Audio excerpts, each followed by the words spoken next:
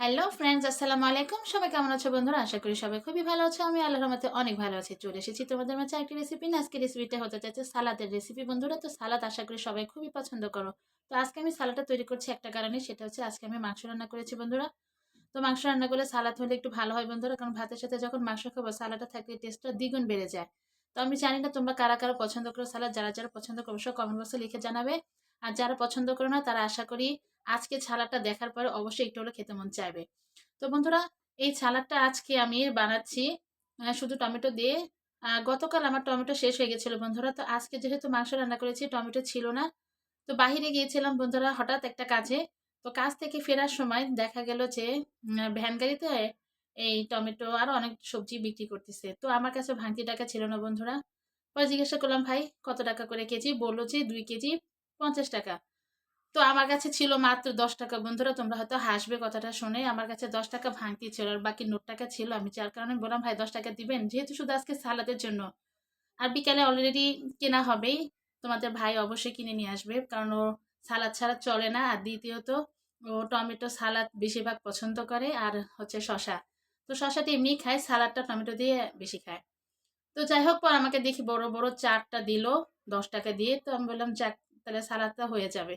তো দেখো অনেকটুকু সালাদ হয়েছে, কিন্তু 10 টাকার সালাদ বলতে অনেকটুকুই হয়েছে। যারা এভাবে দোকানে কখনো যদি সালাদ আমরা কিন্তু বিক্রি করে খাই না, মনে করো আমরা কেউ বিক্রি করার বিধায় আমরা কিন্তু সালাদ কিনে খাই না, কিন্তু আমরা যদি চটপটি কিংবা অন্য কিছু খাই তাহলে কিন্তু আমরা শশার সালাদটা সাধারণত খেয়ে থাকি। তো যাই হোক বন্ধুরা, 10 টাকার সালাদ কতটা হয়েছে তোমাদের সাথে শেয়ার করলাম। তো সালাদটা সবসময় বানানো হলেও বন্ধুরা তোমাদের সাথে শেয়ার করা হয় না, আজকে শেয়ার করলাম। তো আজকে শেয়ার করার পরে জানি না তোমরা কতটুকু দেখবে বন্ধুরা। তোমাদের কাছে একটা নোট, তোমরা স্পিড করে দেখবা না, আর পুরো ভিডিও দেখবা। তোমরা অনেকে দেখি 26 সেকেন্ড 40 সেকেন্ড করে বের হয়ে যাও, খুব কষ্ট লাগে বন্ধুরা। এভাবে করে আমার ক্ষতি করো না তোমরা প্লিজ। তোমাদের হাতে যদি সময় না থাকে তাহলে আমার ভিডিও তোমরা দেখবে না, কিন্তু আমার ক্ষতি করো না বন্ধুরা। আমরা তোমাদের ক্ষতি করার জন্য কিন্তু এই ভিডিওগুলো তৈরি করি না। আশা করি তোমরা আমার কথাগুলো বুঝতে পারবে, কারণ তোমরা যখন আমার এই ভিডিওটা সম্পূর্ণ দেখবে না, 1 মিনিটও দেখো না, তখন কিন্তু অলরেডি আমাকে ইউটিউব থেকে একটা কি বলবো, খুব খারাপ একটা অবস্থা আমার এখন পরিস্থিতি। তোমরা অবশ্যই ফুল ভিডিও দেখবা। যদি না দেখতে চাও অন্তত 1 মিনিট করে দেখো বন্ধুরা। 1 মিনিট করে দেখলেও কিন্তু খুব ভালো লাগে। তো যাই হোক বন্ধুরা, আজকে সালাদটা দেখো আমি এখানে কিন্তু সব কেটে নিয়েছি। কাঁচামরিচ, পেঁয়াজ এখানে দিয়ে দিচ্ছি, সরষের তেল, লবণ। এখন ভালো করে এটা আমি মিক্সড করে নিব হাত দিয়ে।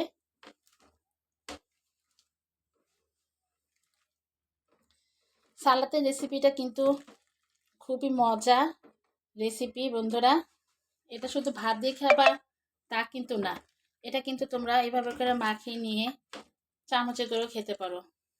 ছোটবেলা আমার মনে আছে বন্ধুরা, আমাদের অনেক গাছ ছিল, টমেটো গাছ অনেক ছিল। টমেটো গাছের জন্য আমাদের টমেটো অনেক পাওয়া যেত। না খাওয়ার কারণে অনেকজনকে দিয়ে দিছি, আমার এটাও মনে আছে। আর পাকা পাকা গাছের টমেটো অন্যরকম। যখন খেতে যেতাম বন্ধুরা, খেতের ভিতরে এরকম পাকা পাকা টমেটো দেখলে দেখা যেত এভাবে একটু ভালো করে মুছে নিয়ে, পাকা টমেটো টসটটা একেবারে লাল টকটকা, খেতে খুব ভালো লাগতো। আর বাসায় নিয়ে এসে কি করতাম, শুকনা মরিচ দিয়ে এরকম পেঁয়াজ দিয়ে ভালো করে মাখিয়ে একাই খেতাম মতো। তখন তো অনেক ছোট ছিলাম বন্ধুরা, তাই এত পছন্দ করতাম। তো এখন তো বুঝোই, তারপরেও কিন্তু ভালো লাগে। তো বন্ধুরা, মাখানো কিন্তু হয়ে গেছে আমার।